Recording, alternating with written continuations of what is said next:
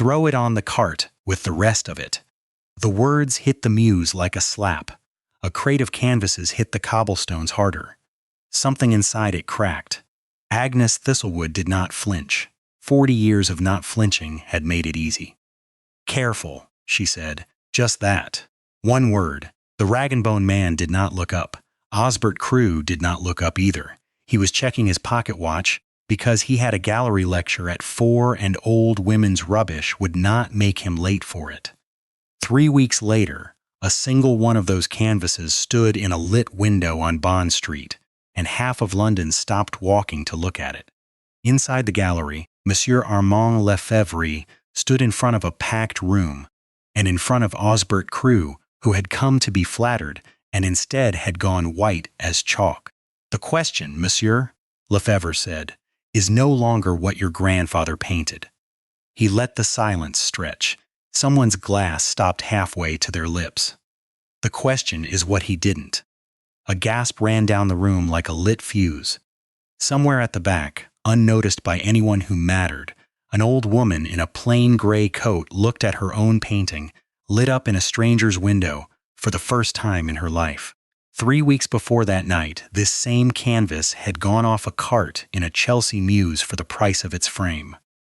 Watch how a family sells a fortune by the pound.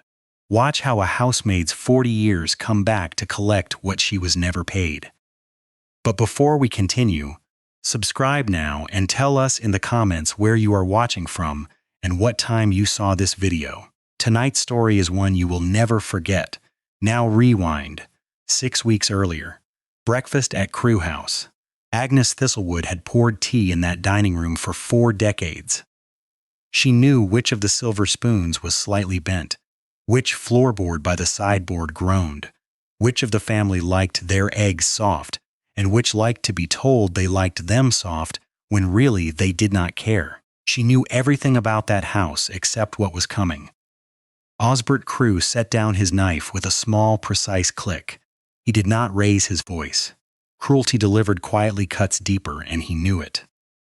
"Thistlewood," he said, not looking at her, "you have given this family 40 years, 41 in October, sir. 40-41. The point stands." He picked his knife back up. "We have decided your service is at an end. Effective this morning." The room did not move. A footman near the door stopped breathing. Agnes kept her hands folded. "May I ask why, sir? You may not need to ask. You are 61 years old. You move slower on the stairs than you did. Mrs. Crewe requires a housemaid who can keep pace with a household of ambition." He dabbed his mouth with a napkin. "Loyal service is its own reward, Thistlewood. We find that the reward suffices." Across the table, Dinah Crewe did not even glance up from her correspondence. "There is a small severance," she said, as though naming a fact about the weather. Osbert was quite generous about it. "And your room," Osbert added, already thinking of something else, "will need clearing by Friday. Mrs. Crewe has plans for the space." "Hats," Dinah said. "I have been promised proper storage for 6 years." Agnes said nothing. What was there to say to a family discussing her removal the way they discussed a drain that needed unblocking? "You will want to know your final wages," Osbert continued, as though granting a great favor. "Mrs. Peabody will settle the accounts with you on Friday. I trust you have no complaint." "None, sir." Her voice did not shake. She would not give him that. "Good." He speared a piece of egg. "It is important, in a household such as this, that everyone understands their place. You served your place well, Thistlewood, better than most. But a place is still a place, and yours has come to its natural end." Dinah looked up at last, only to add, "The girl who replaces you must be able to manage the third-floor grates without assistance. See that whoever trains her explains it properly before you go." "Yes, madam." The footman, by the door, a young man named Coates, stared straight ahead at nothing. The way servants learn to stare when a thing is happening in front of them that they are not permitted to react to. Down the passage, in the kitchen, word had already begun to travel the way. Word always travels in a house like Crewe House, faster than any bell could summon it. By the time Agnes reached the servants' hall, 3 maids and the boot boy already knew, and none of them met her eye, because grief in service is a private thing, folded away quickly, the way you fold away a torn apron until you have time to mend it. She rose, curtsied out of 40 years of habit rather than respect, and left the room with her back straight. Only her hands, hidden in her apron, were shaking, not from grief, from something closer to relief, and she hated herself a little for feeling it. Because in that attic, under the eaves, behind a false-backed wardrobe that had not been moved in 11 years, there were things Osbert Crew did not know existed. Things that would matter to the wrong people very soon.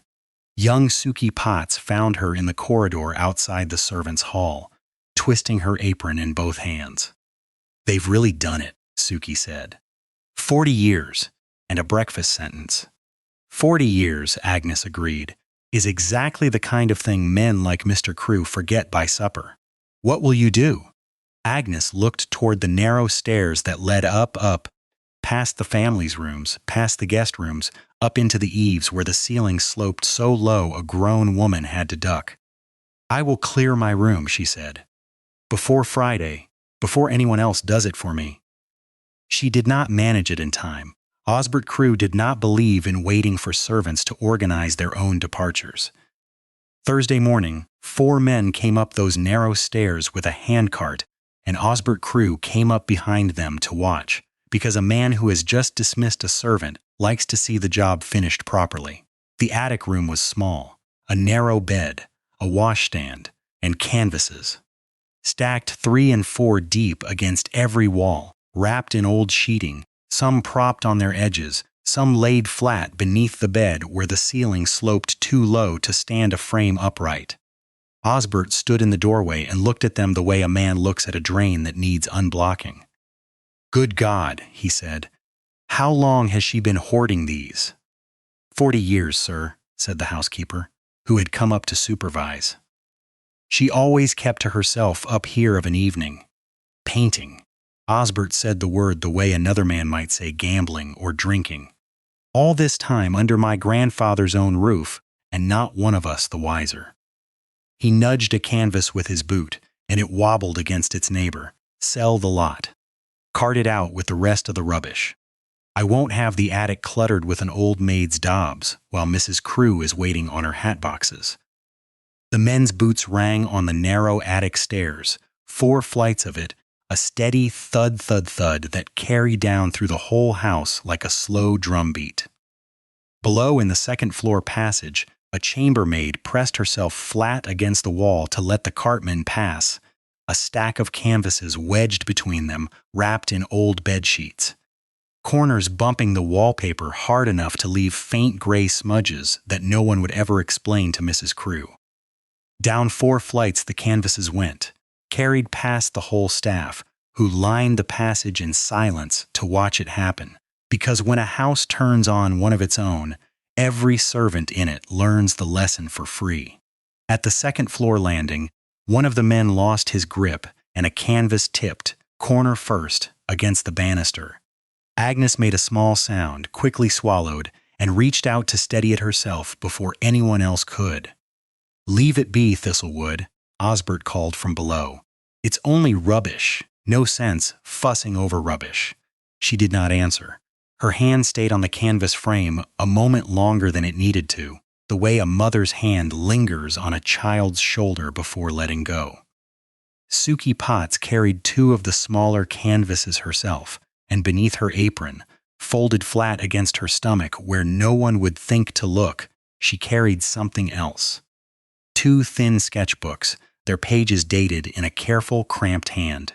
She had found them tucked behind the wardrobe while helping Agnes pack, and something in her, some instinct she could not have named, told her not to hand them to the men with the cart. At the bottom of the stairs, in the servants' hall, Osbert had his ledger open on the table, and he read the figures aloud, because a man who enjoys his own cleverness likes an audience. Cartage, 4 shillings. Disposal fee, the rag and bone man will not take rubbish for nothing, 3 shillings 6 pence. Labor, the men's time, 5 shillings. He totted the column with the tip of his pencil. 12 and 6. Deducted from your final wages, Thistlewood, as agreed. I agreed to nothing, sir. You agreed by not objecting, Osbert said pleasantly, which, in my experience, amounts to the same thing. Somewhere down the passage, a maid dropped a tray, and the crash of china seemed to say what none of them dared to. That same afternoon, before the cart had even reached the mews, Osbert Crewe stood in a Mayfair gallery in his good gray suit, addressing 3 dealers and a duchess's private secretary on the subject of his grandfather's gift. The Crewe eye, he told them, warming to it, cannot be taught, gentlemen. It is bred. My grandfather had it from birth, and though I confess I hold the brush rather less well than he did, I flatter myself I have inherited at least the judgment to know a masterpiece when I stand beside one.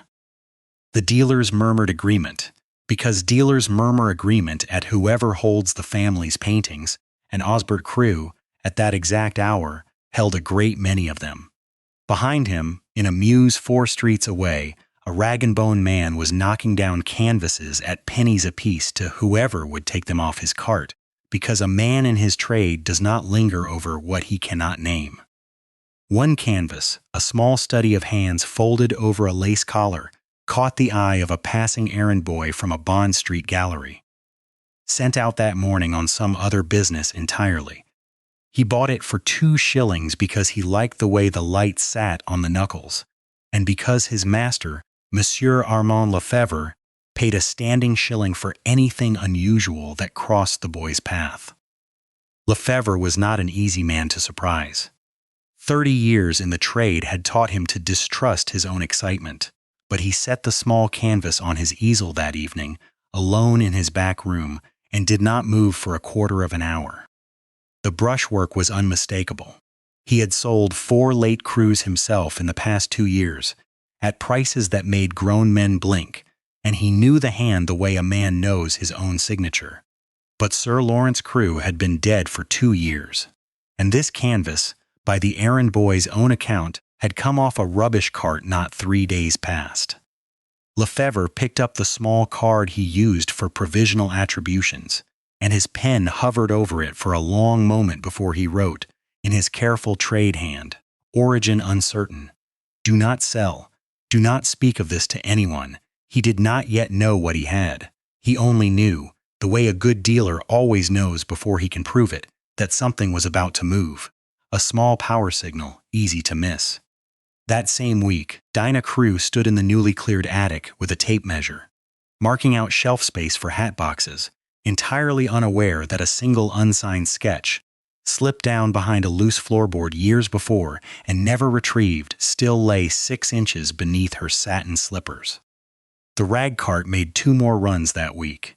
Word had gone round the mews, the way word does among men who buy and sell what other people throw away, that Crewe House was clearing an attic full of old canvases, and dealers who never set foot in a mews for anything less than a coronation were suddenly walking those cobblestones themselves.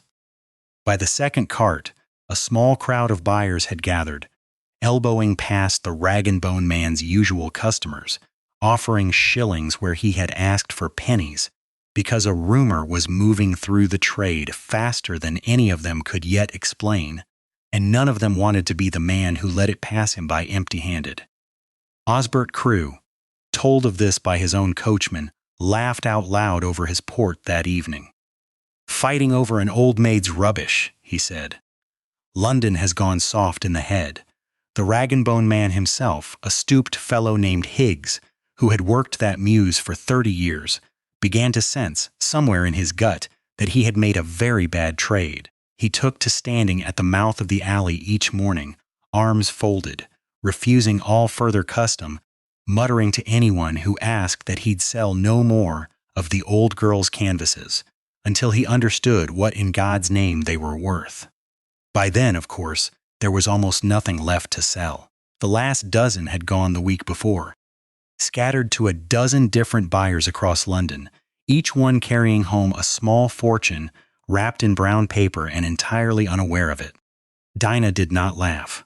She had smelled turpentine in the attic air for 2 full days after the canvases left, and she had said, more than once, to more than one visiting friend, that it was a relief to finally have the space smelling of cedar and lavender instead.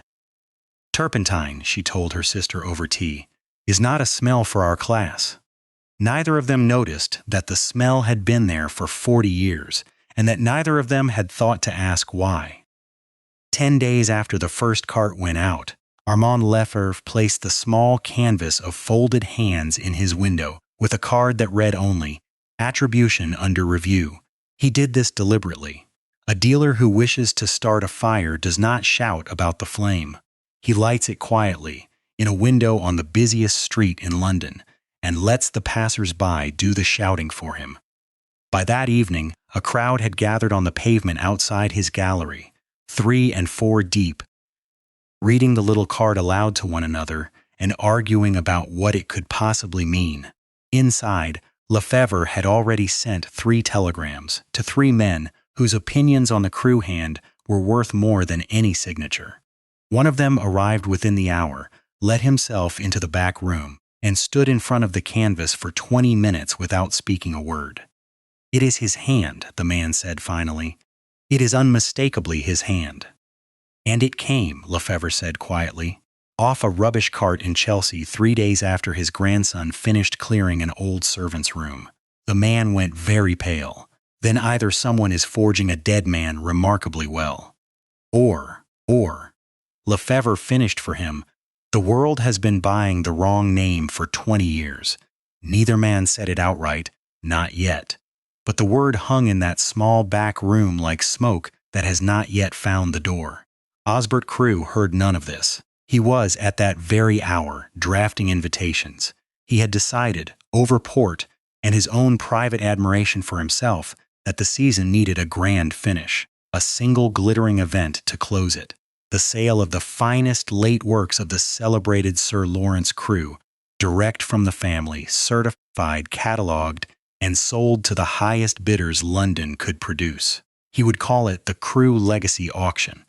Every proceeds would fund Dinah's new gallery wing at Crewe House, the one she had been badgering him about since spring. "It will be the event of the year," he told her, sealing the last of the invitations himself. "Everyone who matters will be in that room. And when the hammer falls on the last lot, they will remember whose name made it possible." Dinah smiled the smile of a woman already choosing curtains. "And the attic," she said, "will finally look the way an attic ought to look." Neither of them noticed the coachman, waiting outside with the carriage, exchange a long look with the footman beside him. Servants hear everything in a house like Crewe House. They simply choose, most of the time, when to repeat it. The first public gathering came before the auction, a private view at Lefebvre's gallery. Invitation only, for the trade and its favored clients. Osbert Crewe attended uninvited, in the sense that he arrived assuming an invitation was beneath discussion. Because a Crewe walked into rooms, he did not wait to be asked. He found the small canvas of folded hands displayed under glass, with a discreet velvet rope, and a crowd of the very dealers he had lectured on the Crewe eye clustered around it, speaking in low, urgent voices. "Gentlemen," he smiled his easy smile, "admiring my grandfather's work, I see." A silence fell that he mistook, for one long, comfortable moment, for awe. Then an elderly collector, a man named Price, whom Osbert had known socially for years, turned to him with an expression Osbert had never once seen aimed at a Crewe. "Mr. Crewe," Price said carefully, "where precisely did this canvas come from?" "From my family's collection, of course. Where else would a Crewe canvas come from?" "Monsieur Lefebvre tells us," Price said, choosing each word like a man crossing thin ice, "that it was purchased from a rag-and-bone cart in Chelsea. Not 3 weeks ago. The room went quiet in the particular way a room goes quiet when everyone in it is waiting to see a man's face change." Osbert's face changed. "That is absurd," he said, and his voice, for the first time that evening, was not quite so easy. "My grandfather's estate does not deal with rag-and-bone men." "No," said Lefebvre, stepping forward at last. "Your family's late housemaid's effects did, sir.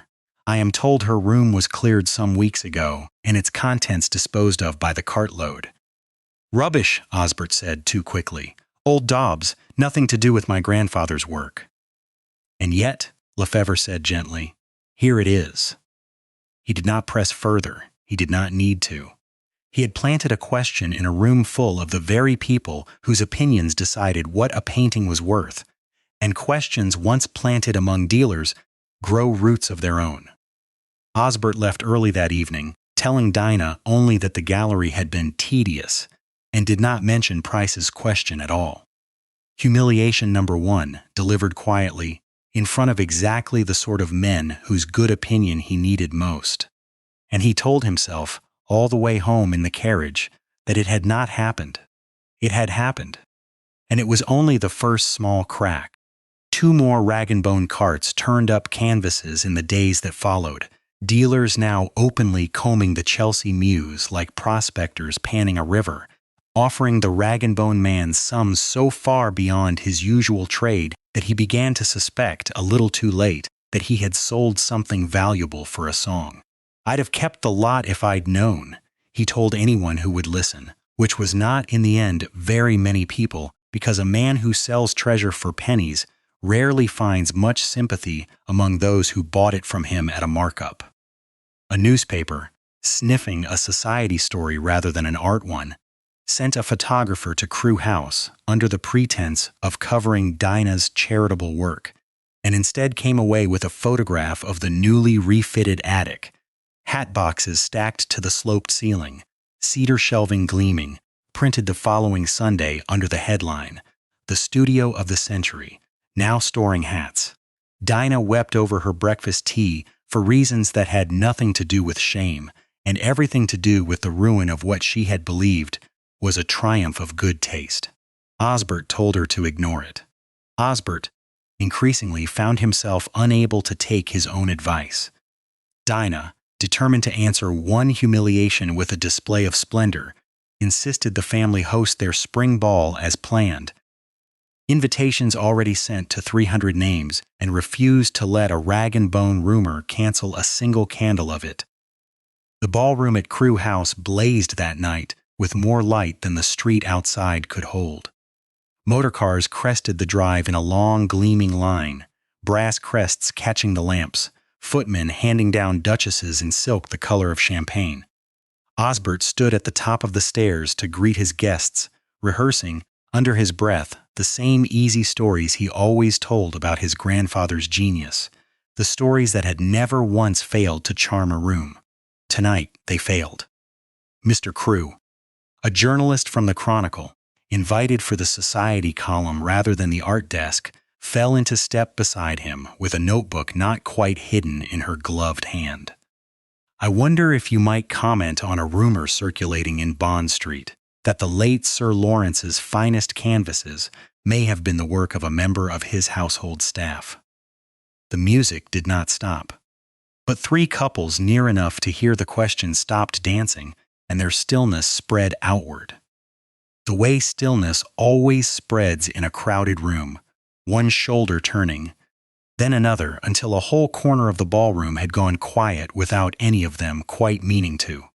A servant's fantasy, Osbert said too quickly, his smile stretched thin across his teeth.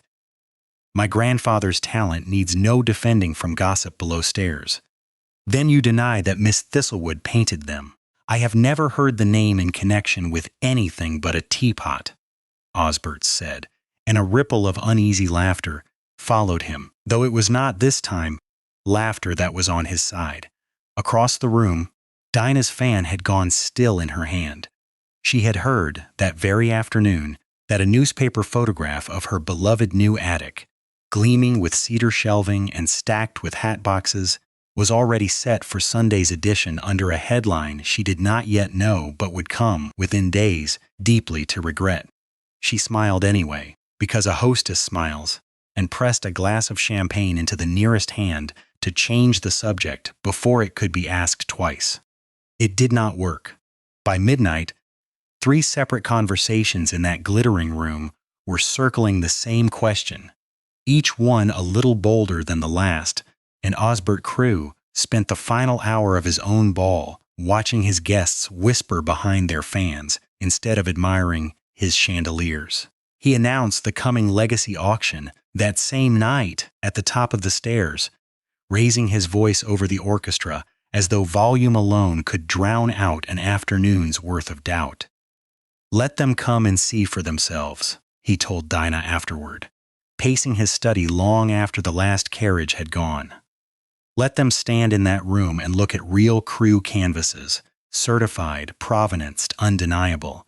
That will end the whispering faster than any denial." He believed it. He believed it the way a man believes a lie he has told himself so many times it is worn smooth as a river stone. It was around this time that the story doubled back on itself, and the viewer learns what neither Osbert nor Dinah ever will, unless the room forces it upon them. 2 years before Sir Lawrence Crewe died, his hands had begun to fail him. A tremor first, barely noticeable, that turned a straight line into a wavering one. Then something worse. Mornings when he could not hold a brush steady long enough to lay in a single stroke. He had been, for 30 years, a painter of modest, competent, forgettable landscapes. Pleasant enough, never remarkable. And then, in what the critics of the day called his second youth, his final decade produced work of astonishing power, work that made his name, work that hung now in 3 private collections and 1 national gallery, work that dealers like Lefebvre sold at prices that made grown men blink. It had never been his hand. Agnes Thistlewood had been painting since she was a girl of 19, in secret, in stolen hours, in an attic room under a sloped ceiling where no one thought to look.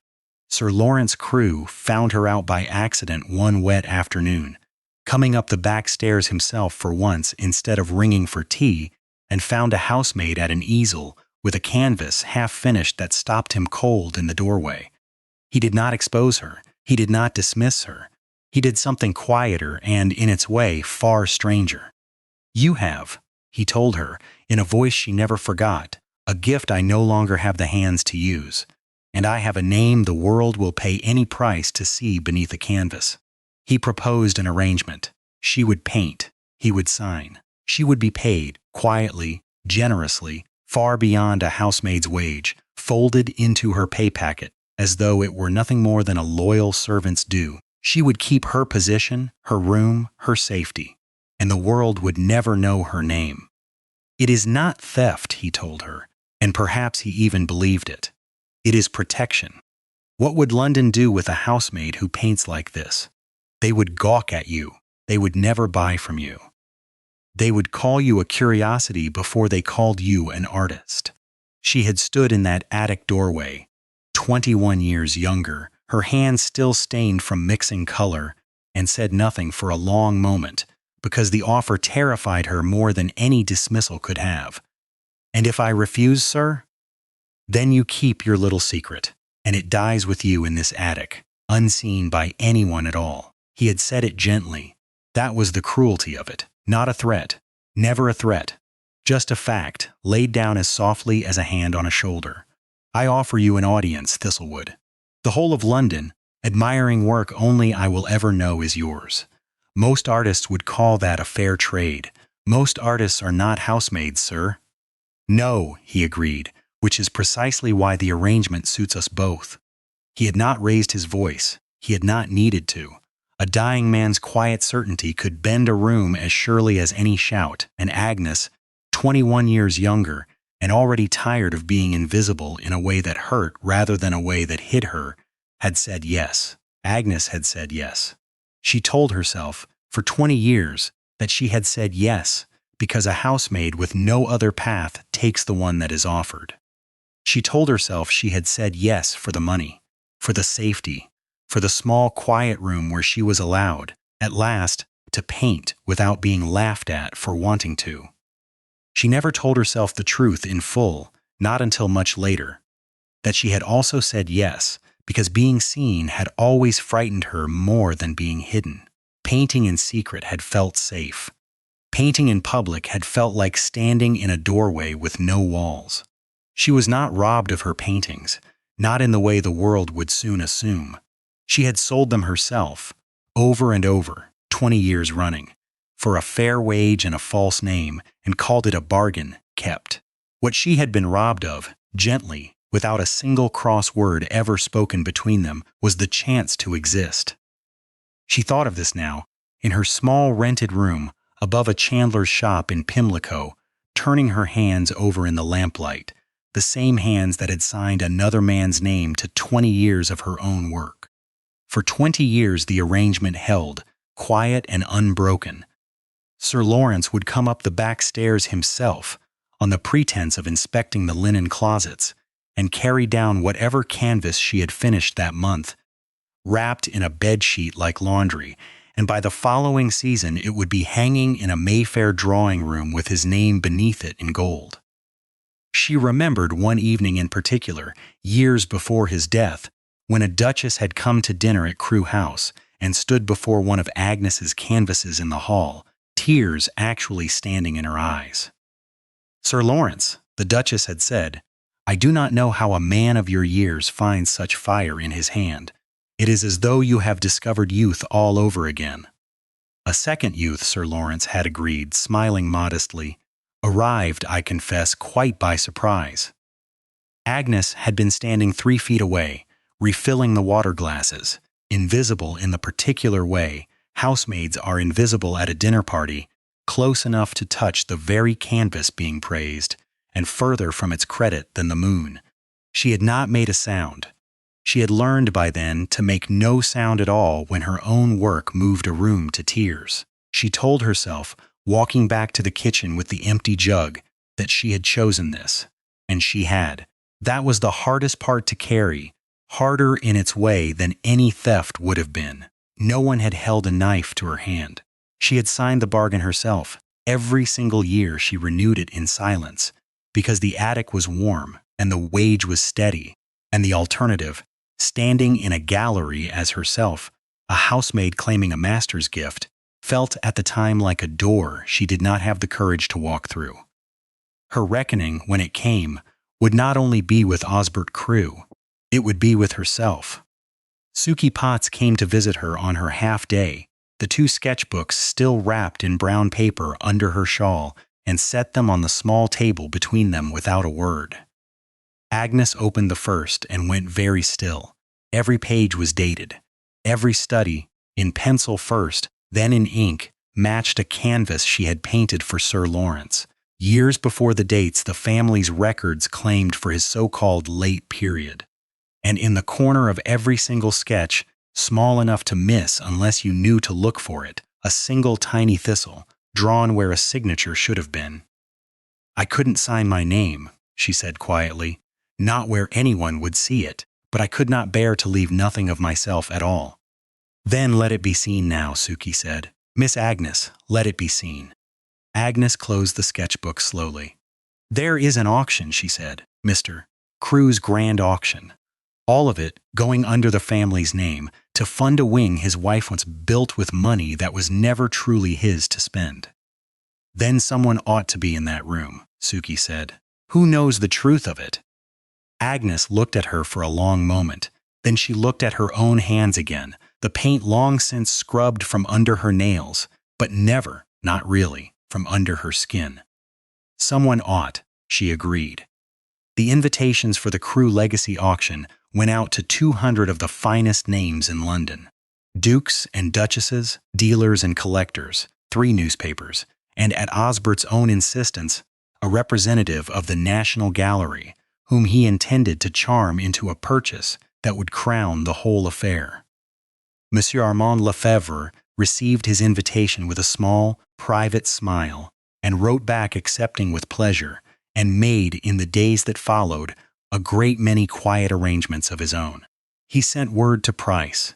He sent word to 2 of the trade's sharpest eyes, and he sent by messenger a plain envelope to a small rented room above a chandler's shop in Pimlico, inviting Miss Agnes Thistlewood, by name, to attend the sale of the late Sir Lawrence Crewe's legacy as his personal guest.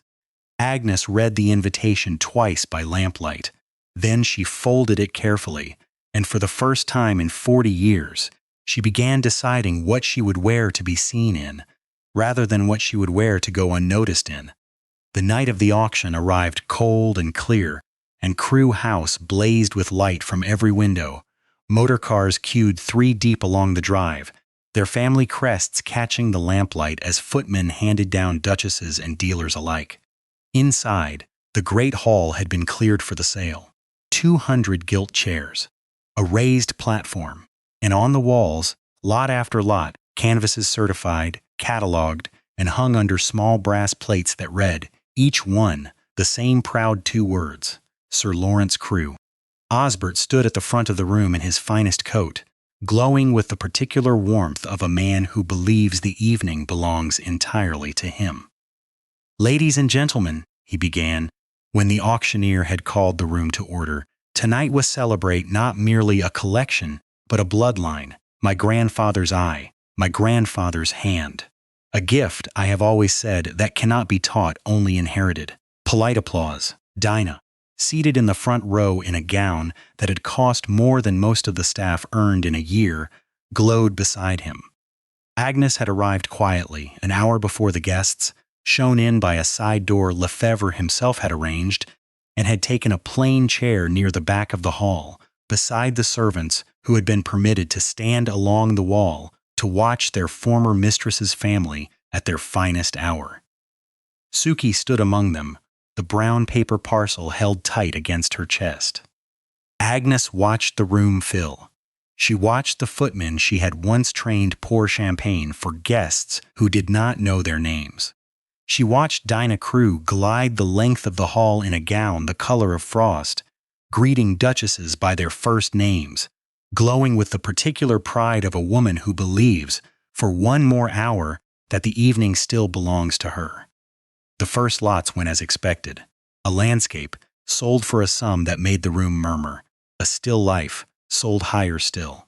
Osbert's smile grew with every fall of the hammer, and twice he glanced toward the National Gallery's representative, gauging whether the man's interest had yet caught fire.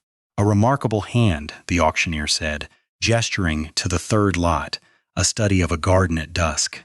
"Note the confidence of the brushwork. The late Sir Lawrence Crewe at the very height of his powers." "Sold," Osbert murmured to himself, watching the paddles rise. "Sold, sold, sold," the way another man might count coins falling into a till. Near the back wall, Agnes's eyes found the 4th lot, hung just beside the platform, a small study of a rose garden she remembered painting on a wet Tuesday afternoon 11 years before, the light coming in low through the attic's one narrow window. She remembered exactly which brush she had used for the shadow beneath the trellis. She remembered that her hands had been cold that day, and that she had warmed them at the little grate before beginning, because a housemaid's hands were always cold in that house, in every season but summer. No one in that glittering room knew any of that, no one but her. Then Armand Lefebvre rose from his seat near the back, and the room, sensing something in the particular quality of his stillness, went quiet before he had spoken a single word. "Before the next lot," he said, "I wonder if the room would indulge me a small demonstration. In the interest," he added mildly, "of proper attribution." Osbert laughed, though it did not quite reach his eyes. "Monsieur Lefebvre is welcome to admire the work as much as he pleases." "Thank you," Lefebvre said. He held up, for the room to see, 2 small, worn sketchbooks. "These came into my possession recently, every page dated, every study a preparatory sketch for a canvas hanging on these very walls tonight, dated in every case several years before the canvas it prepares was supposedly painted." A ripple went through the room. Chairs creaked. Somewhere near the back, a woman's fan stopped moving, and in the corner of each sketch, Lefebvre continued, turning the pages slowly for the room to see, a small mark easy to overlook, a thistle. He let the words sit in the silence. Osbert's smile had gone rigid.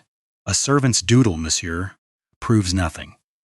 "Perhaps not," Lefebvre agreed, "which is why I would like to ask the room's permission for one further demonstration." He turned toward the back of the hall. "Miss Thistlewood, would you be so kind?" Every head in that glittering room turned as one.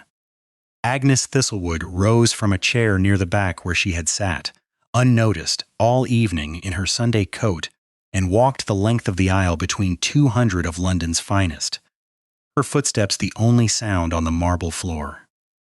Osbert's face had gone the color of old paper. This woman was my grandfather's housemaid. She has no business. She has every business, Lefebvre said quietly, if the room will only watch her hands. A prepared easel stood waiting near the platform, a fresh canvas already mounted, a small table of brushes and paints beside it, arranged that afternoon by Lefebvre's own assistant on his instruction. Dinah half rose from her seat, her gloved hand pressed to her throat. Osbert, do something. This is a private sale, Osbert said, his voice cracking on the word private. This woman has no standing to. I have, Agnes said. It was the first thing she had said aloud in that room, and every head turned toward the sound of it, a housemaid's voice where none of them had expected to hear one at all. 40 years of standing in this family's house, Mr. Crewe. I believe that entitles me to stand in it a moment longer. A gasp went round the room like wind through wheat. Somewhere near the front, a fan clattered to the floor, and no one moved to retrieve it. Agnes stood before the easel.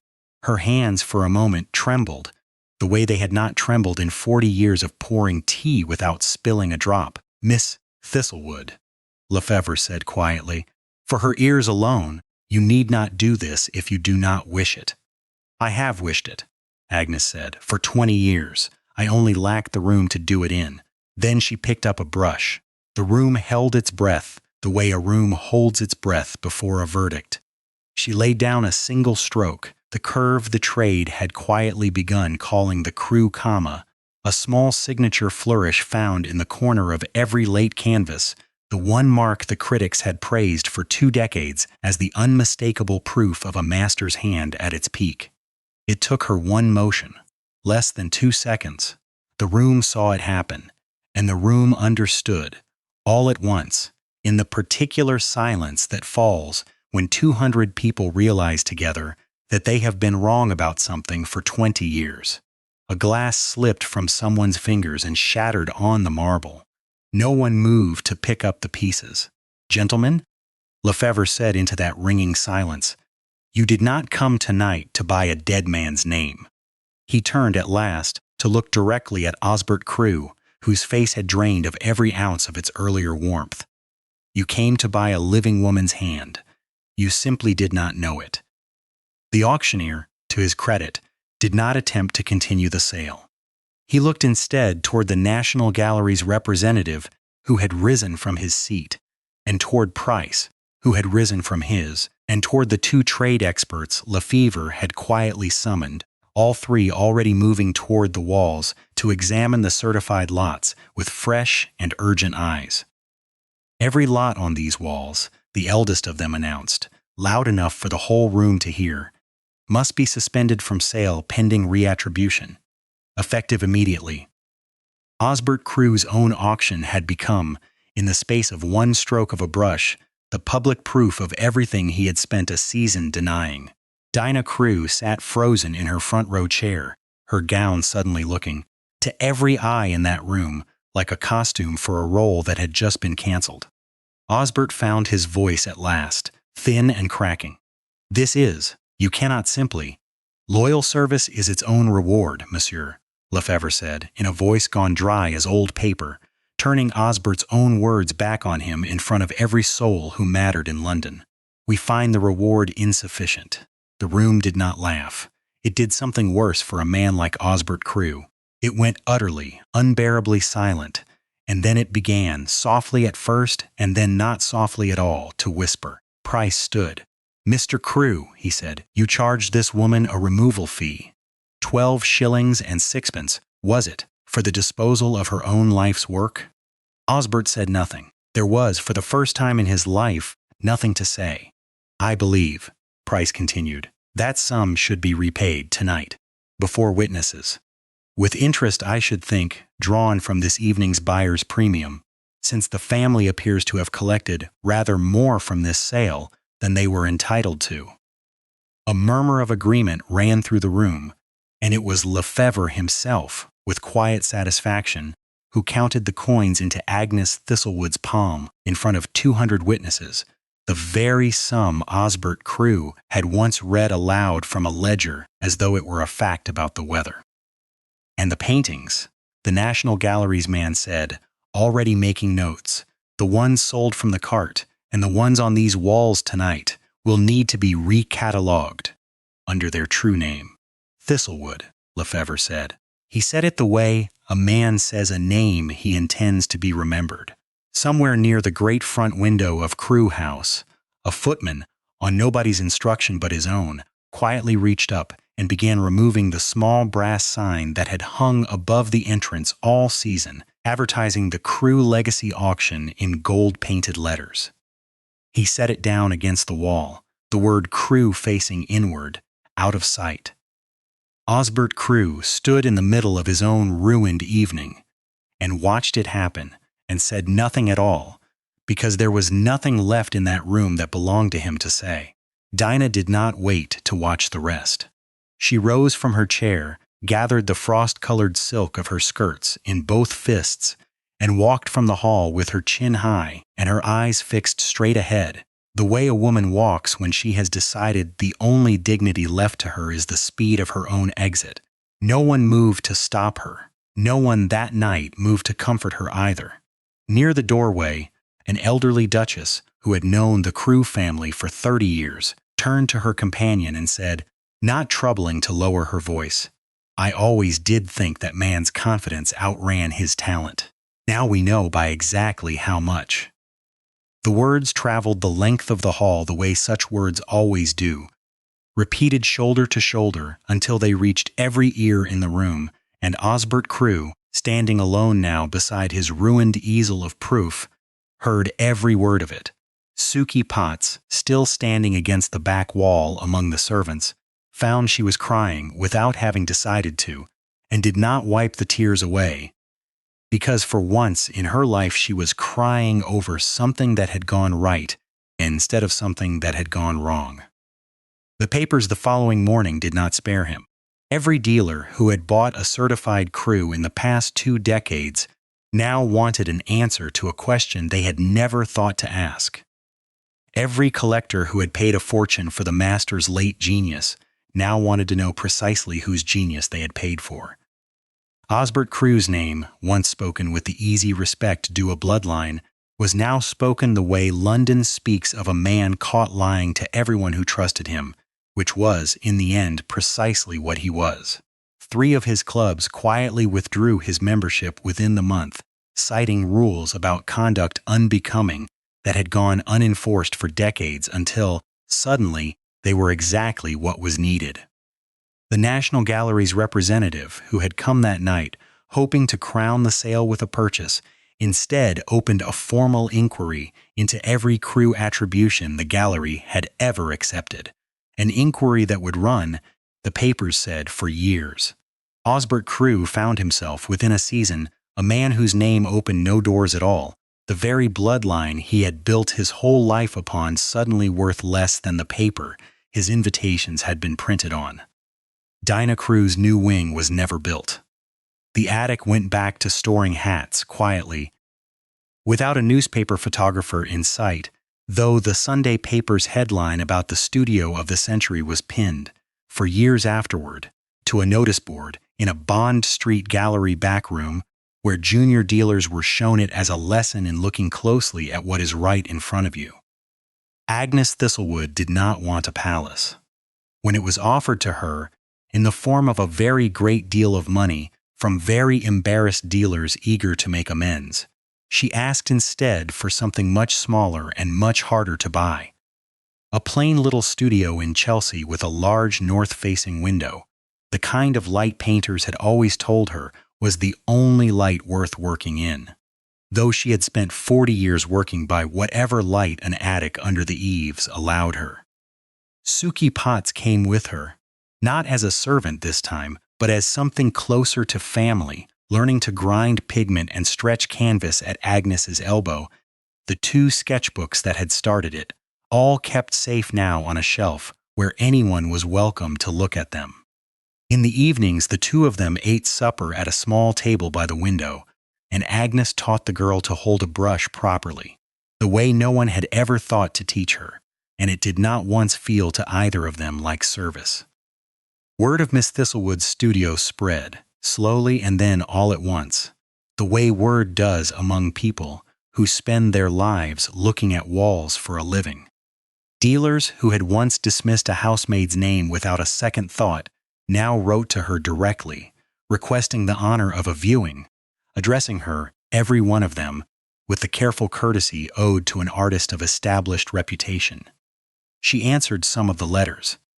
She left most of them unanswered, and found she did not mind either way, because for the first time in her life, whether she answered was entirely her own choice to make. There was one canvas Agnes would not sell, no matter what sum was offered for it, and offers came often, each one larger than the last. The first she had ever signed openly with her own name, painted in the weeks after the auction, in the new studio, in her own light. She hung it where the morning sun struck it first, so that every day she woke to see her own name looking back at her, in her own hand, spelled out where anyone at all was welcome to see it. She sought out, quietly and without a lawyer's advice, two collectors who had unknowingly bought her work under a dead man's name for prices that had made them proud rather than suspicious, and to each of them she gave back a portion of what they had paid, though not one soul in London would have blamed her for keeping every shilling. They were deceived, she told Suki, when the girl protested that she owed them nothing. Not by me, but in my name. I would like to sleep easy, and I find I cannot otherwise. Work can wear another man's name for 40 years. The hand that made it never forgets the way home. And so the question is left for you, exactly as it was left for that room full of witnesses the night the truth walked in wearing a housemaid's coat. Was Sir Lawrence Crewe her protector, giving a housemaid safety and silence in a world that would only ever have laughed at a painter born below stairs? Or was he simply the politest thief London ever produced, one who never raised his voice and never once had to? This is Dukes and Duchesses, where every story is told the way it deserves to be told. Subscribe now, share this with someone today, and tell us in the comments which moment hit you the hardest. We will see you for the next story. It is already waiting.